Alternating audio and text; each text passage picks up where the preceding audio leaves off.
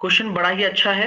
देख सकते हैं कि एक छात्र ने 6 विषयों में 520 अंक प्राप्त किए, प्रत्येक विषय में अधिकतम अंक 100 हैं। तो आपसे पूछा गया है कि उस छात्र के अंक कितने आए। बोले गुरुजी 520 आए हैं, लेकिन वह 600 में से आए हैं इंटू 100। तो जब आप इसको सॉल्व करोगे तो आपके सामने आंसर कितना आएगा, 6 8 48, बचे आपके सामने कितना 4, 6 छंगा 36, बचे 4 और फिर 2/3 66, यानी कि 86.67। एक 150 मीटर लंबी रेलगाड़ी है, एक विद्युतीय खंभों को 12 सेकंड में पार करती है। यदि यह एक प्लेटफॉर्म को पार करने में 20 सेकंड लेती है तो प्लेटफॉर्म की लंबाई आप बताइए। मैं हमेशा से कहता आया हूं कि जब वह खंभे को पार कर रही है तो वह खुद की भी तो दूरी तय कर रही है ना, 150 मीटर। ठीक है, अब 20 सेकंड में कितना लेगी, मतलब ये पूछा गया। तो मैं आपसे कहना चाहता हूं कि आपका जो 12 सेकंड में तय की गई दूरी है वो 150 है। तो 12 सेकंड में तय की गई दूरी अगर 150 मीटर है तो 1 सेकंड में तय की गई दूरी बताओ कितनी होगी। तो 1 सेकंड में 12 का भाग देने पर तो आप यहां निकाल लोगे तो अच्छी बात है, नहीं निकालोगे तो भी कोई बात नहीं है। तो यहां पर हम कह सकते हैं 150/12। ठीक है, और आपको कितने सेकंड का चाहिए भाई, प्लेटफॉर्म को पार करने में 12 से 8 सेकंड ही तो ज्यादा लग रहे हैं। तो वही 8 सेकंड में तय की गई दूरी ही आपकी उसकी लंबाई हो जाएगी। तो 4 दूनी 8 और 4 तिया 12, 3 से काटा मैंने इसको कितनी बार, 50 बार, 50 इंटू 2 100। तो ये अच्छा तरीका है उल्टा, आपको ऐसे ही ये तरीका अपनाना है। मैं जो समझा रहा हूं उसे ध्यान से समझिए कि 150 मीटर में तो भाई मैंने आपको बताया था ना कि कोई ट्रेन किसी खंबे को पार करे तो वह किसकी लेंथ लेगी। अगर किसी खंबे को पार करे, किसी व्यक्ति को पार करे तो वह खुद की लेंथ लेगी, खुद की। अब खुद को वो कितनी देर में पार कर रही है, 12 सेकंड में। और अगर एक प्लेटफॉर्म आ जाता है तो 20 सेकंड ले रही है। तो 12 सेकंड तो खुद को पार करने में लिए हैं, इसमें 8 सेकंड ही तो प्लेटफॉर्म को पार करने में लिए हैं।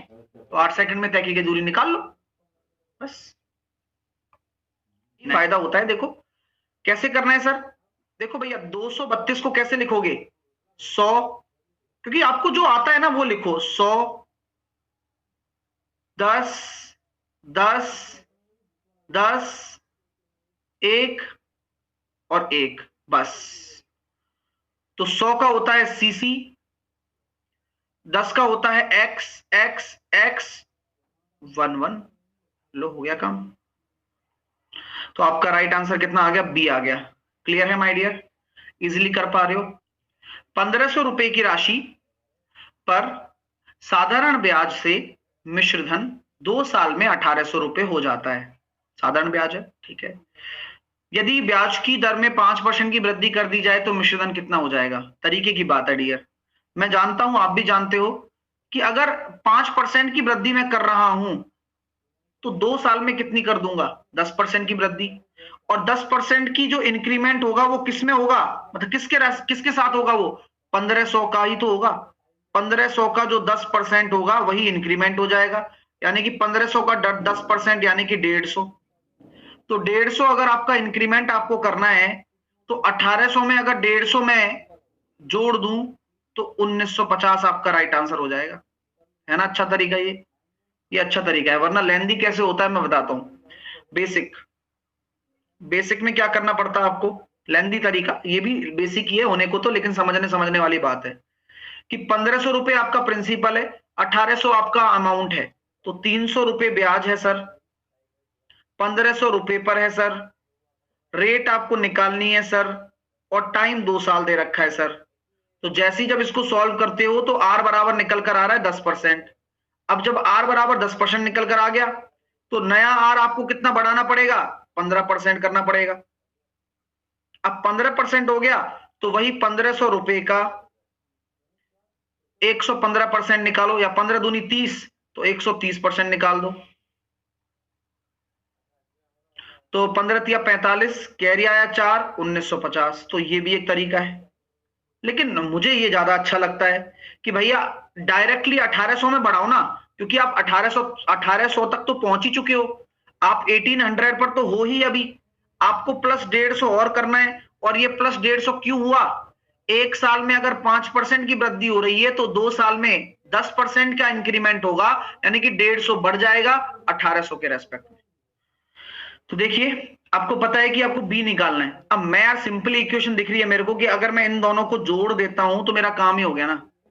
दोनों को अगर मैं जोड़ देता हूं तो काम ही हो गया मेरा कि सर 2a बराबर कितना आ गया, 45 में से 19 घटा दो, क्योंकि जोड़ रहे हो ना आप। तो 45 में से अगर आप 19 घटाओगे तो 15 में से 9 घटाओगे तो कितना हो जाएगा 6, और यहां पर 3 में से 1 घटाओगे तो आपका हो जाएगा 2। तो a बराबर हो गया 13। अब a 13 आया है तो b निकालना है, विलोपन विधि है एक तरीके से ये। तो a बराबर 13 रखोगे तो 2b बराबर 45 माइनस 13। चलिए तो यहां से हम कह सकते हैं हमारे पास जो आ रहा है वो आ रहा है 32 b बराबर 16। डायरेक्टली बी भी निकाल सकते हो, ए को एलिमिनेट करके। ए को अगर एलिमिनेट करते हो तो बी निकल जाएगा, ठीक है ना, वो कैसे भी कर लो, ठीक है। 4 5 9 2 3 1 9 के स्थानीय मान और अंकित मान का अंतर बताओ। स्थानीय मान मतलब प्लेस वैल्यू। प्लेस वैल्यू कैसे निकालते हैं, इकाई, दहाई, सैकड़ा, हजार। तो 9000 आपका क्या हो गया, स्थानीय मान हो गया, माइनस अंकित कितना है 9। तो आपका जो राइट आंसर होने वाला है वो कितना होगा 8991, option number B. Cot 1 degree, cot 2 degree, cot 3 degree, cot 4 degree, cot 5 degree. अरे भाई कॉट 90 तक भी तो जाना है। अब कॉट 90 क्या होता है, आपका होता है कॉस 90 अपॉन साइन 90। तो हम जानते हैं कि कॉस 90 तो जीरो हो जाएगा, तो इन्फिनिट तो है नहीं, तो हमारा जब जीरो से गुणा हो गया तो पूरी की पूरी सीरीज जीरो हो गई। किसी त्रिभुज का एक कोण 45 डिग्री है, किसी त्रिभुज का एक कोण 45 डिग्री है, यदि अन्य दो कोणों का जो अनुपात है वो इस अनुपात के बराबर है, तो दोनों में से बड़ा कोण कौन सा है। मैं जानता हूं त्रिभुज के तीनों कोणों का योग होता है 180 डिग्री, और 180 में से अगर आप 45 घटा देते हो तो आपके पास क्या बचा, 135 डिग्री। अब 135 डिग्री किनका योग होगा, इन अनुपातों का योग होगा, यानी कि 27 अनुपात बराबर 35 डिग्री, 135 डिग्री। तो एक बराबर कितना हो जाएगा 5 डिग्री। आपसे पूछा गया है दोनों में से बड़ा कौन, तो 16 पंजे 80। तो उन दोनों में बड़ा कौन है, 16 रेशो वाला, तो 80 आपका डिग्री आंसर आ गया। एक आयताकार बोर्ड की लंबाई उसकी चौड़ाई से 4 गुनी है, यानी कि आप उसकी लंबाई की बात करते हैं तो उसकी चौड़ाई अगर 1 है तो उसकी लंबाई कितनी है, 4 गुनी है। तो बोर्ड का जो क्षेत्रफल है वो इतना है। तो क्षेत्रफल क्या होता है, ध्यान रखना, मैं हमेशा कहता आया हूं कि जब रेशो में होना तो एक्स मान के काम किया करो हमेशा, वरना गड़बड़ हो जानी है। तो आप ये कह सकते हैं जो एरिया निकल कर आएगा वो कितना निकल कर आएगा, 4x² बराबर 144, एक्स स्क्वायर बराबर 4 तिया 12, ठीक है। और क्या कहते हैं, 4 तिया 12 बचे 2, 4 6 की 24, एक्स बराबर आ गया 6। तो आपसे क्या पूछा गया, लंबाई, तो लंबाई हो जाएगी 6 चौके 24। नेक्स्ट,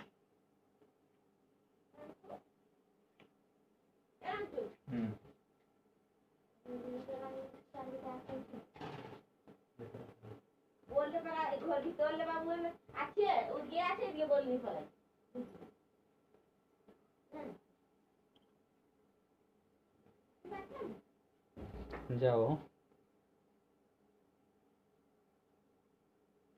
पेपर के पहले डर लगना वाजिब बात है, लेकिन मैं तैयारी करवा रहा हूं ना, अब तैयारी करे हुए तो कोई दिक्कत नहीं है। ए बी और सी एक साझेदारी करते हैं, ए बी से 5 गुना, ए बी से 5 गुना, बी सी के निवेश का 3/5 गुना, मतलब 3/5 करता है। अब बोला गया है कि रेशो सेट करने के लिए सबसे जरूरी चीज है कि बी के रेशो को बराबर करना। तो बी के रेशो को बराबर करना अनिवार्य है डियर। यहां से अनुपात निकल कर आ गया, ए का 15, बी का 3, सी का 5। अब बोला गया है कुल लाभ इतने रुपए है, तो अगर मैं टोटल को जोड़ता हूं तो 18 और 5 23, 23 अनुपात बराबर 5750 रुपया। तो 1:23 बचे के 11, 23 पंजे 115, 250। और आपसे बोला गया है बी का हिस्सा, तो बी का तो 3 अनुपात है ना, तो 25 दिया 75, 750। उम्मीद करता हूं कि आप सभी ने फोड़ लिया। नेक्स्ट।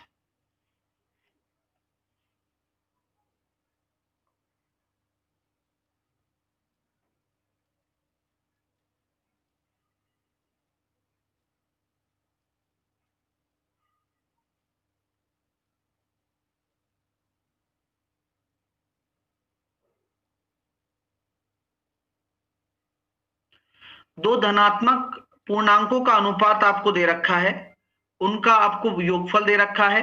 प्रत्येक पूर्णांक में कितना जोड़ा जाना चाहिए जिनका अनुपात 7:9 हो जाए। तो ये बहुत अच्छा क्वेश्चन हो गया। आपको तरीका वही अपनाना है जो हमने आपने हमेशा सीखा है कि यार क्या जोड़ा जाना चाहिए। तो ये सही तरीका है क्वेश्चन करने का। आप सॉल्व करते हैं तो आपको पता होना चाहिए कि 9 या 27, 7 चौके 28। तो जो एक रेशो होगा वो किसके बराबर है? 7 रेशो अगर 70 के बराबर है तो एक रेशो आपका 10 के बराबर है। और यहां से कितना आ रहा है? 2x। तो x बराबर कितना होगा? 5। तो क्या करें? तो सर 5 जोड़ दो, आपका रेशो 7:9 बन जाएगा। विश्वास नहीं आता तो ट्राई कर लीजिए। अब देखो कुछ भी बोल रहे हैं सर, एलिगेशन से कर सकते हैं। अब पता नहीं कैसे एलिगेशन तो लगाएगा भाई, समझ में नहीं आ रहा उसकी मेरे को, वो लेकिन बोलेगा जरूर वो। चलिए, तो क्या हम ये कह सकते हैं डियर स्टूडेंट कि देखो 3 और 4 है, लेकिन हम इसको बांटेंगे तो 30 और 40 हो जाएगा। और अगर इसमें 5 मैं जोड़ देता हूं तो 35 और 45 हो जाएगा। और 35 और 45 का जो अनुपात आने वाला है वह आपके सामने क्या आ रहा है? 7:9। ठीक है, चलिए आपके सामने ये एक पाई चार्ट है। अब पाई चार्ट में क्या बोला गया है कि स्पोर्ट्स की एक्टिविटी के परसेंटेज आपको गिवन है। स्पोर्ट्स की एक्टिविटी के परसेंटेज आपको गिवन है। जैसे कि हॉकी खेलने वाले 30% हैं, कबड्डी खेलने वाले 27% हैं, फुटबॉल खेलने वाले 25% हैं और क्रिकेट खेलने वाले 18% हैं। अब इसका पहला प्रश्न आपके सामने आ रहा है, ये लीजिए।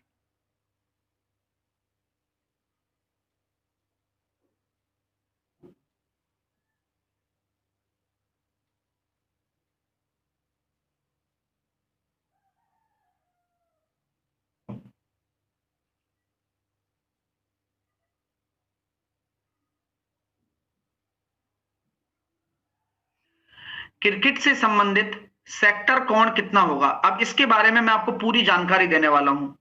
आपको कोण निकालना है, तो आप मुझे बताइए, अगर मैं प्रतिशत को कहता हूं कि 100%, तो वह कोण के तौर पर 360 डिग्री के बराबर होना है। ये एक निश्चित बात है सर, और इसी से ही आप पूरा कन्वर्ट कर सकते हैं मामला। अब आपको परसेंटेज से कन्वर्ट करना आ गया डिग्री को, यानी कि अब आपको क्रिकेट निकालना है। अब क्रिकेट है 18, तो मैं यहां कह सकता हूं कि 1% कितना हो जाएगा मेरा? 1% हो जाएगा 3.6 डिग्री। तो 18% निकालूंगा तो कितना हो जाएगा? 18 का गुणा कर दे भाई, 3.6 डिग्री, इधर भी 18 का गुणा कर दिया, तो बस। तो यहां हम कह सकते हैं आ, आ, अब यूनिट डिजिट 8 ही आ रहा है, 64.8 आएगा, क्योंकि इकाई अंक भी आप देख सकते हो ना। तो 64.8 ही आपका आने वाला है। क्लियर है? Very good. नेक्स्ट।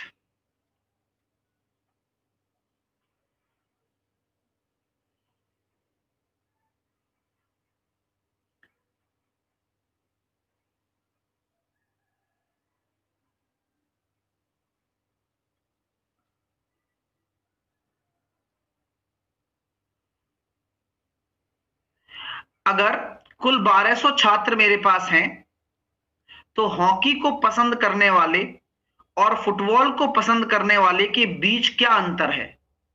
तो हॉकी और फुटबॉल का अंतर यही निकाल दो। बोले गुरुजी 5% का अंतर है। अब 5% किसका? टोटल 1200 छात्र का जो 5% है वही आपका अंतर है, 60।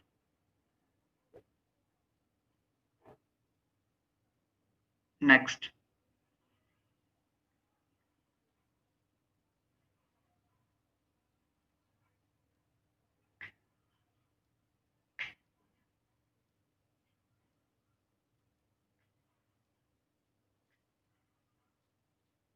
कबड्डी पसंद करने वाले, क्रिकेट पसंद करने वालों छात्र की संख्या के अनुपात का पता लगाइए। तो कबड्डी पसंद करने वाले का डायरेक्ट अनुपात देखेंगे 27 आ रहा है, और क्रिकेट पसंद करने वालों का 18 आ रहा है। मैंने 9 से काटा कि 9 तिया 27 और 9 दूनी 18, 3:2। ऑप्शन नंबर सी आपका राइट आंसर हो गया। क्लियर? चलिए भैया नेक्स्ट बनाइए। हाँ भाई, सभी के लिए क्लास है, ये क्लास सभी के लिए इंपॉर्टेंट होती है, और कल से तो 3 बजे भी शुरू होने वाली है आपकी क्लास, तो थोड़ा पंचुअल रहिएगा, क्योंकि अगर आपने एक भी क्लास छोड़ा तो फिर क्या मतलब है, फिर तुम खुद की सगे नहीं हो, फिर मेरे क्या रहोगे।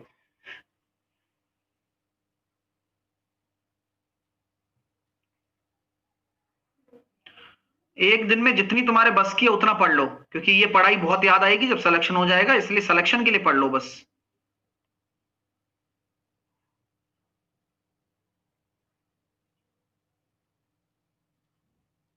अब मैं चुप रहता हूं, अब बना लो आराम से।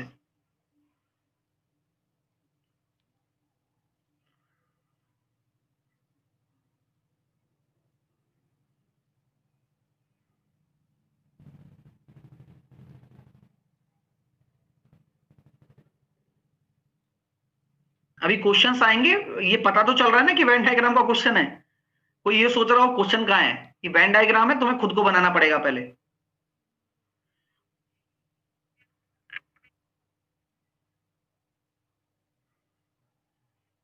चलिए अब मैं बनाना शुरू करता हूं, आप देखिएगा। मैं देख रहा हूं कि गांव में 200 व्यक्ति हैं, 49% दूध पीते हैं, चाय पीते हैं, कॉफी पीते हैं। चाय दूध कॉफी चाय कंबाइंड वाला है, तो ये सब कुछ कंबाइंड है, तो तीनों का एक साथ बनने वाला है। एक गोला ये रहा, एक गोला ये रहा, और एक तीसरा गोला ये रहा। चलिए सबका नामकरण कर दीजिए। नामकरण करेंगे तो मैंने इसको मिल्क लिख दिया, मैंने इसको मिल्क लिख दिया, मैंने इसको कॉफी लिख दिया, सॉरी टी लिख देता हूं,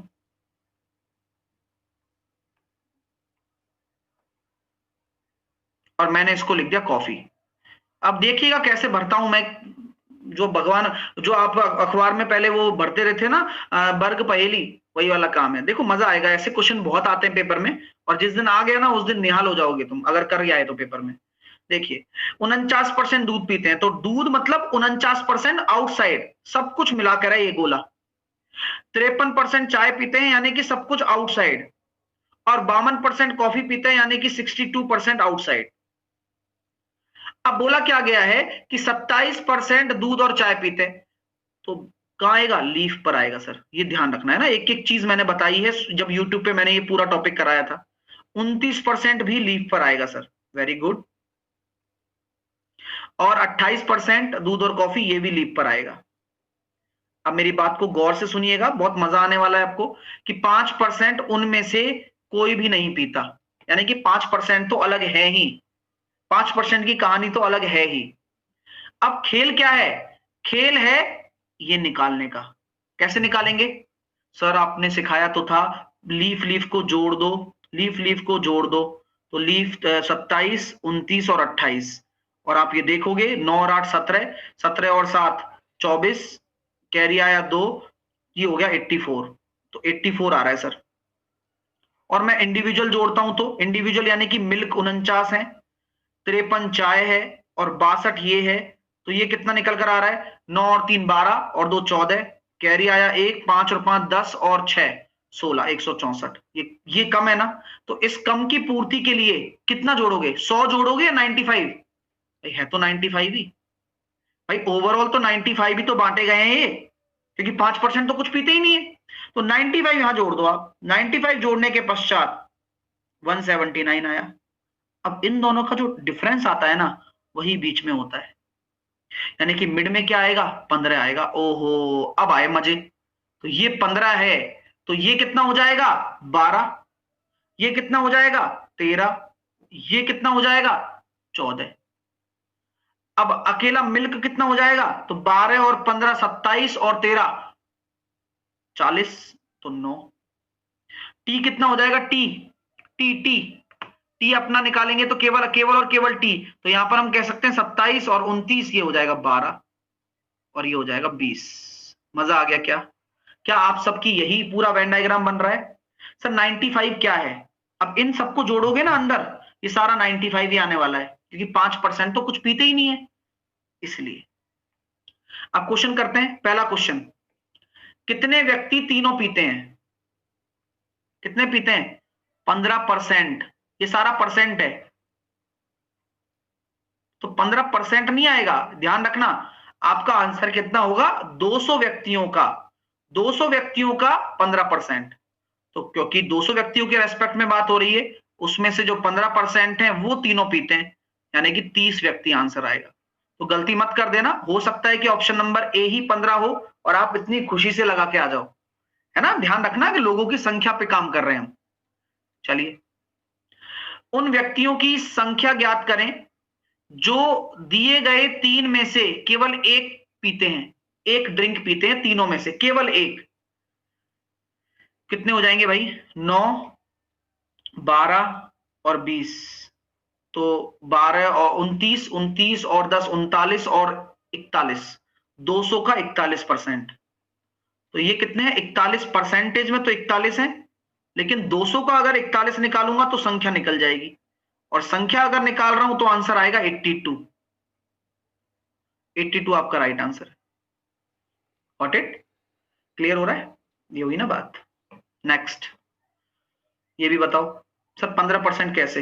यही तो निकाला है भाई, ये पूरा निकालने का तरीका बताया ना। अगर तुम पढ़ोगे नहीं तो यार तुम ऐसे ही पूछोगे, फिर सब पढ़ाया हुआ है यार, ऐसे मत करो, नाटक मत करा करो इतना। देखो, केवल चाय पीने वाले और केवल कॉफी पीने वाले व्यक्तियों की संख्या का अनुपात। तो केवल चाय पीने वाले कितने हैं सर? केवल चाय 12 और केवल कॉफी 12 और 20, 12 और 20। तो कैसे निकालेंगे? 4 तिया 12, 4 पंजे 20। चलिए, जिनका आंसर आ गया बहुत अच्छा लगा। जो भी विद्यार्थी हो सकता है मेरे से आजकल में ही जुड़े हो, नए जुड़े हो, तो मैं ये कहना चाहता हूं आप लोगों से कि भैया परेशान होने की आपको एक रत्ती भर की भी आवश्यकता नहीं है।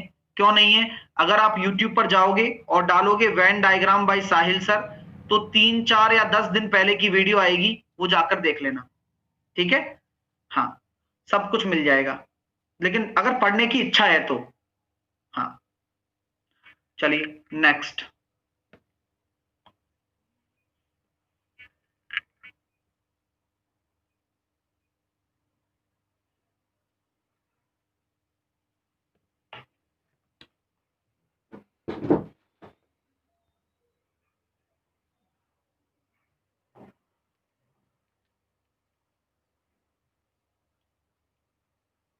अरे सब पढ़ा दिया, 3 बजे वाली क्लास में प्रोबेबिलिटी, परमुटेशन, अरे सब पढ़ाया है भाई, मैंने कुछ छोड़ा ही नहीं है।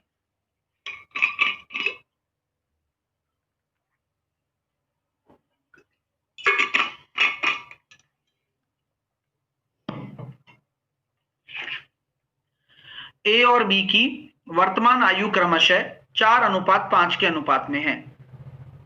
3 साल के बाद ए की आयु बी की आयु 6 वर्ष पहले क्रमशः 1:1 में है। ए और बी की आयु के बीच का अंतर बताइए। देखो भाई, बहुत अच्छा क्वेश्चन है, समझने की कोशिश करना कि वर्तमान आयु का अनुपात ये है, तो मैं कह सकता हूं क्या कि ए की वर्तमान आयु 4x मान लो, बी की वर्तमान आयु 5x मान लो। अब एक चीज बोली गई है कि 3 साल बाद ए की आयु और 6 साल पहले बी की आयु का अनुपात बराबर है।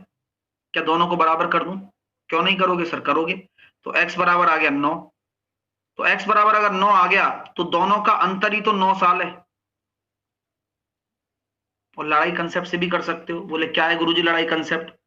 लड़ाई कंसेप्ट कहता है कि भैया ए और बी का 4:5 है, 3 साल के बाद की बात कर रहा है तो प्लस का 3 कर दे, 6 साल पहले की बात कर रहा है तो माइनस का 6 कर दे, और फिर 1:1 कर दे। तो 4 एकम 4, 5 एकम 5, तो 5 में से 4 गए तो 1 अनुपात बराबर। यहाँ प्लस माइनस है तो क्या होगा? यहाँ प्लस माइनस है तो जुड़ जाता है, अलग अलग चिन्ह होते हैं तो जुड़ जाती है बात। 3 एकम 3, 6 एकम 6, 6 और 3 9, तो 1 रेशो बराबर 9 साल आ गया। तो अंतर भी तो एक ही रेशो है। 9 पे ताला लगा दिया जाए कंप्यूटर जी। चलो, अब वो वैक्सीन अमिताभ बच्चन को लगवानी, सबसे पहले ध्यान रखना, है ना। हाँ, परेशान है भाई। चलिए,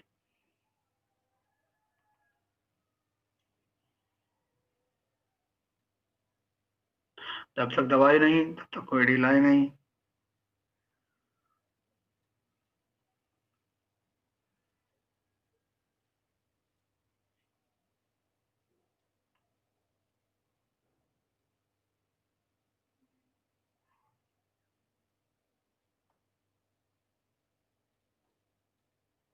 एक बच्चा कह रहा थोड़ा हार्ड भी कराओ। यही चलता है यार, देखो मन मर्जी वाली बात है अपनी, लेकिन पेपर ऐसे ही आएगा, टेंशन मत लो तुम। हार्ड वर्क, अब रेगुलर रहो बस। अगर तुम्हें अपने आप को परखना है तो परखने के लिए तुम रेगुलर रहो। तुम्हें उस जगह से गुजारा जाएगा जहां से सब कुछ आप क्लियर होके निकलोगे बिल्कुल। ठीक है, तो शुरुआत है, अभी देखिए कैसे कैसे होता है चीजें, है ना। बड़ा मजा आने वाला है यार, अभी तो बहुत कुछ करना बाकी है लाइफ में। देखिए, कुल 7 पुरुष हैं और 3 महिलाएं हैं, में से 6 पुरुषों और 2 महिलाओं के समूह को किन तरीकों से बनाया जा सकता है? तो 7 पुरुष और 3 महिलाओं में से 6 पुरुषों और 2 महिलाओं का एक ग्रुप बनाना है। अच्छा क्वेश्चन है। अब एक एक तरीका समझिएगा, मेरी बात सुनिएगा, कि 6 पुरुष और 2 महिलाओं के समूह को किन तरीकों से बनाया जा सकता है। आप मुझे बताओ, 6 पुरुष बनाने, तो 7 में से 6 चुन लो सर, 7 में से 6 बना लिए। क्या कंडीशन पूरी हो चुकी है? क्या क्या कंडीशन पूरी हो चुकी है? बोले ना। फिर अभी तो 2 महिलाएं भी तो लेनी है, तो गुणा आएगा, 3 में से 2 महिलाएं। मेरी हर एक बात में दम होना चाहिए, आपको मैं समझा रहा हूं, वही कहना चाह रहा हूं कि यार कॉमन सेंस वाली बात है। आप इस चीज को समझने की कोशिश करो कि 7 पुरुष में से 6 पुरुष लेने हैं, तो 7 में से 6 चुनना। गुणा क्यों आया? गुणा इसलिए आया क्योंकि शर्त तो पूरी हुई नहीं है, अभी तो 2 महिलाएं भी तो लेनी है, तो 3 में से 2 महिलाएं ले ली। अब 7C6 क्या होता है? 7C1 होता है। 3C2 क्या होता है? सॉल्व कर लेंगे, और क्या है। तो ये हो जाएगा 7, ये हो जाएगा आपका 3 इंटू 2/2 यानी कि 3, 7 या 21 आपका राइट आंसर आएगा। क्लियर है?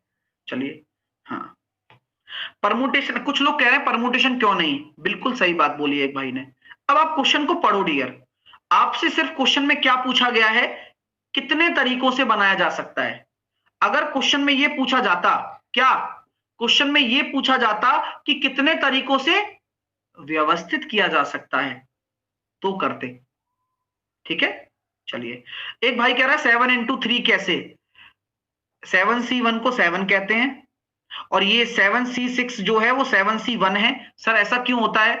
जब हम NCR को करते हैं तो ये NCR हमेशा NC(n-r) के बराबर होता है ना। सर ये क्या होता है? उसके लिए तुम्हें पढ़ना पड़ेगा। सर कहां पढ़ाया है? 3 बजे वाली क्लास में जाकर पढ़ा हुआ है, मेरी प्रोफाइल में जाओगे ना तो उसमें सारे के सारे एक ही लेक्चर में खत्म किया है मैंने। अच्छी बात, तो एक ही लेक्चर में खत्म किया है, अगर लिंक चाहिए तो मैं दे दूंगा। ठीक है, चलिए। 3C2 क्या होता है? NC2 n(n)(n-1/2। हाँ, सुनो सुनो सुनो, ऐसा करते हैं ना, तुम पढ़ो मत, मैं पढ़ लेता हूं, हो जाएगा उसी में, है ना। ऐसा कर लेते हैं, क्यों काम का टेंशन ले रहे हो? उसी में हो जाएगा। लिंक दे दीजिए, मतलब ये प्रोफाइल में पड़ा हुआ है, मैं बोल रहा हूं, लेकिन हाँ हाँ सर लिंक दे दो, लिंक दे दो सर, लिंक दे दो। फिर मैं ही पढ़ लेता हूँ ना, एक बार और पढ़ लेता हूँ, क्या है, 1.5 घंटे की तो क्लास है। चलो नेक्स्ट। अरे पूरा चैप्टर पढ़ाया है, डिटेल में क्या करोगे? यही तो मेहनत नहीं करना चाहते हैं आजकल के बच्चे, सब कुछ फोन पे हो गया ना।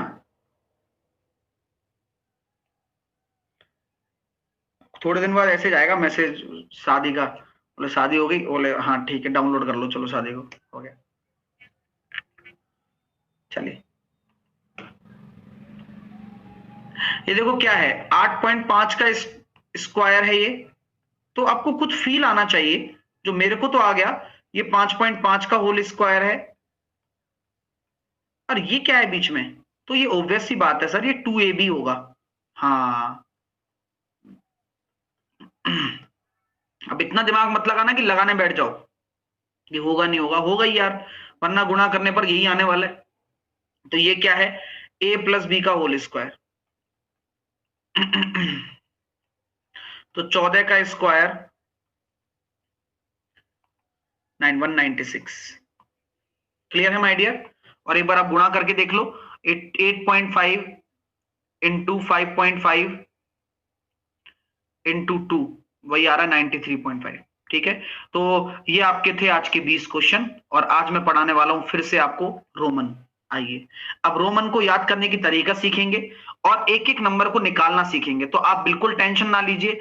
अब हम रोमन नंबर्स के बारे में पढ़ने वाले हैं और अच्छे से पढ़ने वाले हैं। ठीक है, अब जो भी मेरे पास कंसेप्ट्स हैं वो मैं आपको देने वाला हूं, आप बस चुपचाप सीखने की कोशिश करना बस, है ना, क्योंकि सीखोगे तो ज्यादा अच्छा लगेगा, नहीं सीखोगे तो नहीं लगेगा। ठीक है, चलिए अब डाल लीजिए रोमन न्यूमेरिकल्स।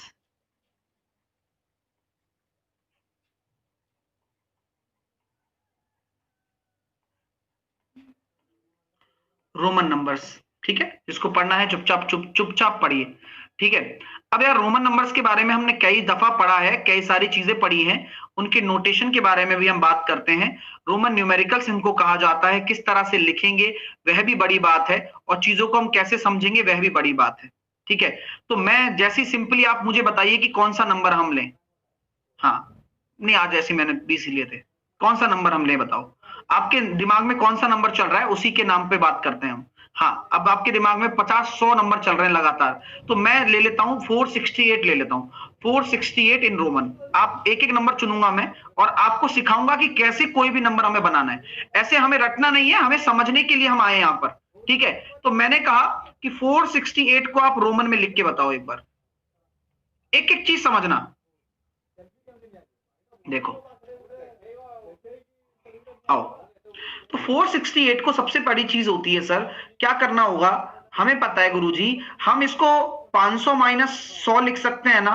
यस, यानी कि आपको प्रायोरिटी क्या देनी है, आपको प्रायोरिटी देनी है कि नियरेस्ट क्या है।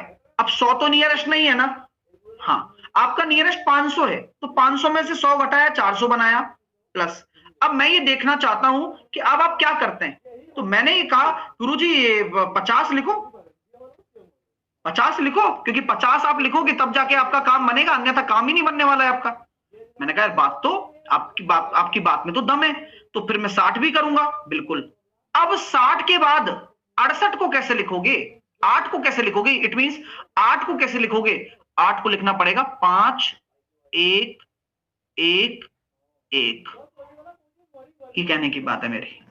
सो जो माइनस लगा हुआ होता है, जैसे कि 500 माइनस 100, तो जिसके साथ माइनस लगा हुआ है वो पहले आएगा, यानी कि वो पहले आ जाएगा, तो इसका मतलब हम क्या कह सकते हैं, सी, आपके सामने सी।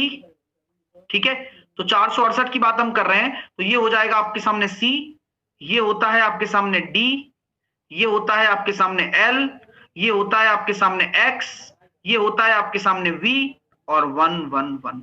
क्या आप सभी का यही आ रहा है क्या, क्या आप सभी विद्यार्थी गण का यही उत्तर आ रहा है क्या, मुझे बता दो एक बार। सर आया कैसे, अब इसके पीछे कंसेप्ट बताइए आप हमें। हाँ, इसके पीछे कंसेप्ट बताइए आप हमें कि इसके पीछे क्या कॉन्सेप्ट है और किन चीजों का हमें ध्यान रखना होगा। आइए सीखते हैं। तो मैं कई दफा बता चुका हूं, एक बार नहीं मैं बार बार बता चुका हूं कि बस कुछ नोटेशन आप अपने दिमाग में रखें। एक को अपन कहेंगे आई, उसके बाद अगर मैं बात करूं 5 को वी, उसके बाद अगर मैं बात करूं x को 10, ये सबको याद होता है, ये जनरल है। अब उसके बाद याद करने की सबसे बड़ी चीज है L 50, C 100, D 500 और M, बस इससे बड़ा आपका आएगा नहीं और इससे ज्यादा आपको सोचना नहीं। अब अपने आप ट्रिक बन गई ना, कुछ लोग कहते हैं ट्रिक बताओ, क्या ट्रिक बताऊं उसमें, LCDM होता है बस, LCDM हो गया काम, LCDM। ठीक है माय डियर, समझ में आ रही है बात, हो गया काम, तो LCDM। अब आप ध्यान रखना, रोमन नंबर में हमेशा हमेशा हमेशा आपको इन्हीं का ही यूज करना है, कोशिश यही करना कि आप यही बना पाओ, ऐसे नहीं कर सकते। कुछ लोग कह रहे थे सर इसमें आप वो भी तो कर सकते हो, मैंने कहा क्या, बोले वो सर आप 10 में से 2 घटा दो, तो 10 में से 2 घटा दो, इसका मतलब उनका आ रहा है कि ये x। तो पॉसिबल है क्या ये? नहीं।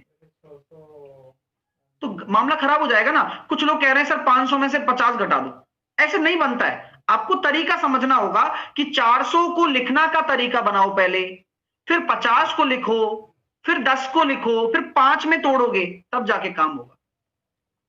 ठीक है, चलिए समझ में आ रहा है ना चीज। अब कोई भी क्वेश्चन हम ले लेते हैं। अब आप मुझे बताओ, कोई एक नंबर ले लेते हैं।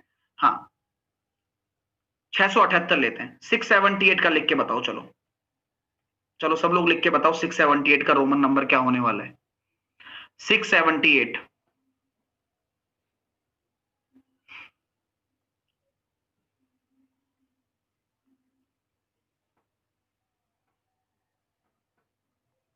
देखो अब कैसे लूंगा मैं इसको, कैसे बनाऊंगा देखना। 678 को तरीके से बनाना होता है सर, पहले 500 लो, क्योंकि पहले 500 आएगा एक, फिर उसके बाद आपको क्या लेना पड़ेगा, 100 लेना पड़ेगा, बिल्कुल लेना पड़ेगा। फिर उसके बाद में आपको क्या लेना पड़ेगा, 600 हो गया। अब आपको चलना है 670 पर। 600 तो कंप्लीट हो चुका है। अब 70 के लिए आपको क्या लेना पड़ेगा, 50 लेना पड़ेगा, और फिर 10 लेना पड़ेगा, फिर 10 लेना पड़ेगा। अब आप कहोगे सर 8 को कैसे लिखोगे आप? अब 8 को आप डायरेक्ट 8 भी लिख सकते हो। आप 8 को डायरेक्ट 8 लिख दो, कोई दिक्कत नहीं है, जिसको आपको पता है, क्योंकि रोमन नंबर तो उसी हिसाब से लिखा जाएगा ना। तो आप 8 को 8 भी लिखना जानना चाहिए आपको। अगर आपको 8 लिखना नहीं आता है तो 8 लिखा कैसे गया वो बता देता हूं मैं आपको। भाई अगर किसी बच्चे को 8 लिखना ही नहीं आता तो 5 प्लस 1 प्लस 1 प्लस 1। मेरी बात आपको समझ में आ रही है डियर स्टूडेंट्स? Very good. तो मैं आपसे कहना चाहता हूं 500, 500 का कितना हो जाएगा D, और ये हो जाएगा आपका C, और ये आपका हो जाएगा L, ये आपका हो जाएगा X और X, और ये लो, मजा आ गया क्या? ये आपका राइट आंसर आ गया, खत्म काम। कुछ भी नहीं है, टेंशन ही क्यों लेनी है, लेनी ही नहीं है टेंशन भाई। हाँ एक बार 779 लिखो, लो भाई 779 लिखोगे सब लोग, लिखेंगे सब लोग एक साथ लिखेंगे। चलिए कम ऑन 779 लिखो आराम से। अब पता है तो कोई दिक्कत नहीं है। देखो 79 को 500 प्लस 100 प्लस 100 700 पहुंच गया। 50, ठीक है, 60, 70, 10 माइनस 1, बस। 500 को क्या कहते हैं, LCDM, ये तो पता है। तो L को 50 कहेंगे, C को 100 कहेंगे, D को 500 कहेंगे, 100 को C कहेंगे, 100 को C कहेंगे, LCD, L, X, X और 1X। 9 को तो ये कहते हैं। तो ये आंसर आ रहा है मेरा। अब आपका क्या आ रहा है, मिला लो। गलत एक नहीं होगा यार, एक सिंगल गलत नहीं होगा। हो गया यार। अब कैसे बनता है देखो, अब मैं बताता हूं कि जो आप गलती कर रहे हो ना वो गलती क्यों होती है। मैं अब आपको पूरा चीज बताऊंगा। देखो एक को हम क्या कहते हैं, एक लिखते हैं, ये हमें बचपन में पढ़ाया गया है। 2 को हम क्या कहते हैं, 2 लिख देते हैं। 3 को हम क्या कहते हैं, 3 लिख देते हैं, ऐसे 3 आई। 4 को हम क्या कहते हैं, रोमन में ऐसे लिख देते हैं, ये तो हम यूज भी करते हैं अक्सर। 5, 6 को कहते हैं 5 के आगे 1 लग गया। 7 को कहते हैं 5 के आगे 2 लग गया। अब मेरी बात सुनना, आपका जो कहना है ना वो कहना यहां गलत हो जाता है। कैसे, हमेशा 5 को ही रेफरेंस लिया गया है। देखो है ना, देखो 5 आ रहा है, दिख रहा है, दिख रहा है, दिख रहा है ना। हाँ अब जैसे 9 आता है, इस 9 को 10 के रेफरेंस में लिया गया है कि भाई अगर 10 हमारा x है तो 10 से 1 कम।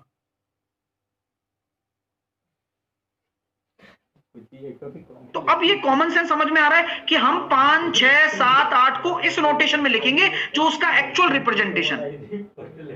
कुछ लोग कह रहे हैं सर 999 का बता दो। लो बता दो, आप ही बता दो, मैं क्या बताऊं।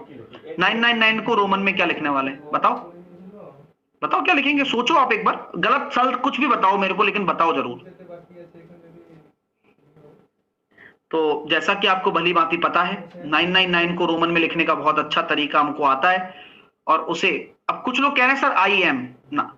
यही तो दिक्कत है कि हम बस इतने भावुकता में आ जाते हैं कि गलत कर जाते हैं। चलो दिमाग लगाओ, लगाओ लगाओ दिमाग लगाओ, सीखोगे तभी जब दिमाग लगाओगे। आइए 999 को रोमन में कहा जाता है 1000 माइनस 100 प्लस 100। अब समझना कि मैं क्यों कर रहा हूं ये +10 माइनस 1। इसलिए कहता हूं रटंत विद्या फलत नहीं, लेकिन कंसेप्ट फल देगा आपको हमेशा हमेशा। अब आपको फील आ जाएगा, आपकी जो गलती है वो आपको 2 मिनट में पता लग जाएगी। अब आप, इसलिए तो कहता हूं कि कुछ भी नहीं करते आप ऐसे ऐसे। अब 9 थोड़ी है ये तो 900 है ना डियर। आप संख्या लिखना नहीं जानते हो क्या? ये 9 थोड़ी है, ये 90 है डियर। इसका प्लेस वैल्यू 90 है, ये 9 थोड़ी है। हाँ, ये यूनिट डिजिट 9 है। दिमाग खुल रहा है, दिमाग चल रहा है। अब ऐसे चलता है दिमाग। आप करो, कोई रोके तो गारंटी है मेरे को, बताओ। नहीं यार देखो, चीजें पता है ना हमें। 900 को पता है, हम 1000 माइनस 100 लिख सकते हैं, तो बनेंगे ना। तो हम इसको कैसे कहेंगे? अब भाई LCDM होता है, और जिसमें हमें D 500 है, और C इंटू CM, और ये हमारा C रहेगा, और ये XC आ जाएगा, और ये हो जाएगा IX। ये आंसर आ रहा है भाई, ठीक है? मैंने गड़बड़ तो नहीं की ना? सही है मेरा, कोई दिक्कत नहीं है। बच्चे कह रहे हैं सर जीरो का रोमन नंबर क्या होता है? जीरो ऐसे अकेला नहीं लिखा जाएगा इसमें, है ना? जीरो अकेला, जीरो कभी, जीरो रोमन में आता ही नहीं है। ये भी एक अच्छा क्वेश्चन है ना? जीरो होता ही नहीं है रोमन में। मतलब अब अगर अपन जीरो लिखेंगे ना, जीरो इन रोमन, तो दिखाएगा ही नहीं कि जीरो का कोई एग्जिस्टेंस ही नहीं है रोमन में, ठीक है? तो जीरो इन रोमन अगर पूछे आपसे कोई, बहुत अच्छा बात पूछी है, अच्छा किया आपने डाउट क्लियर कर लिया यहीं कहीं। अगर मैं जीरो इन रोमन पूछूं तो जीरो का कोई रिप्रेजेंटेशन ही नहीं है रोमन में, ठीक है? चलिए, चलिएगा। 504 को अब कुछ भी लिख दो यार, अब तो सीख गए तुम। किसी को कंफ्यूजन हो रहा है तो बताओ, उस कंफ्यूजन को भी दूर कर देते हैं, क्या दिक्कत है बताओ? हाँ, मस्त, ठीक है। नहीं, अंदर आओ, अंदर, इधर उधर भगो मत, 1000 के बाहर मत भगो, खाम होगा। अंदर सीखो पहले कितना है, निकल के जाते जा रहे हो बस। 523, चलो लिख के बताओ। 523 लिख के बताओ। 786 लिख के बताओ। बताओ जल्दी बताओ। 523 इन रोमन।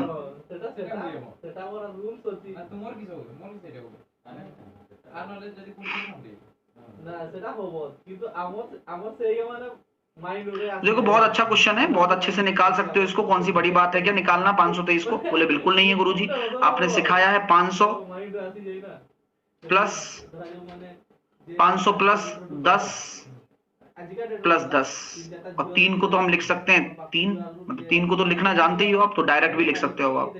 500 को क्या कहेंगे? LCDM। 50 100 D, 10 को X और 3। अब तो आ रहा है, अब तो बन रही है पिक्चर। ये होती है ना बात, इसी को कहते हैं, ठीक है?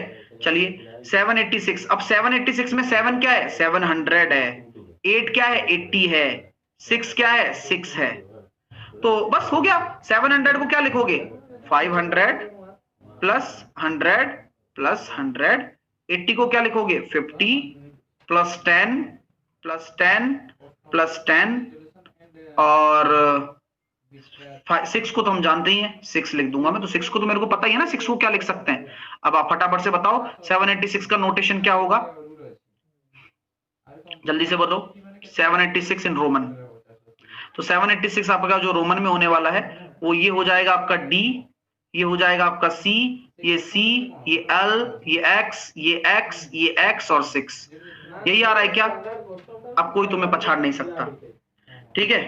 बस सीख गए, तालियां, बहुत बढ़िया। 504 ना बन रहा। 504 क्यों ना बन रहा भाई? हैं? 504 बनाएंगे तभी तो बनेगा डियर। बिल्कुल गोबर वाली बातें कर देते हो कभी कभार तुम। 500, अब जीरो का कोई एग्जिस्टेंस नहीं है ना, मैं वही तो कहना चाह रहा हूं। अब 504 को अगर आप रोमन में लिखना चाहते हो तो आप कैसे लिखोगे? वेरी गुड, DVI है।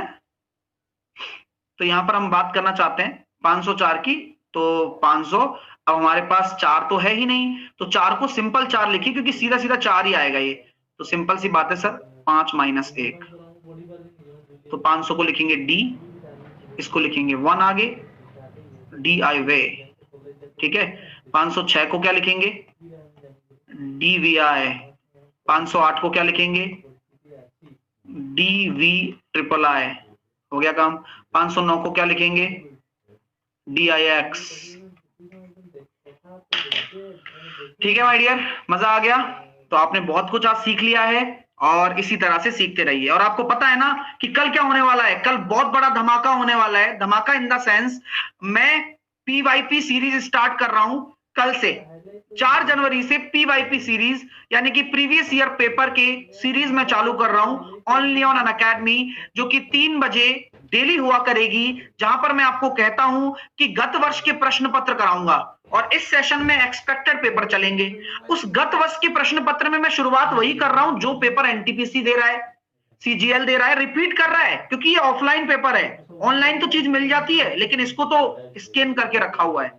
ठीक है, 2014 से मैं शुरू कर रहा हूं। 14 के पूरे निपटा दूंगा, 15 के पूरे निपटा दूंगा, मेरी गारंटी है। और इससे बेटर मौका नहीं आएगा, तो ये मौका बार बार नहीं आता है भाई। मैं उतनी मेहनत करवा दूंगा कि जितनी आप घर पे बैठ के भी नहीं कर सकते। चलिए, सो बस पढ़ाई करो। और जो भी विद्यार्थी मेरे से जुड़ा हुआ है, सिलेक्शन लेना चाहता है, तो भैया अच्छे से बेसिक पढ़ लो, लाइफ बदल के रख जाएगी। बिल्कुल एक सही डिसीजन जिंदगी बदल सकता है आपका।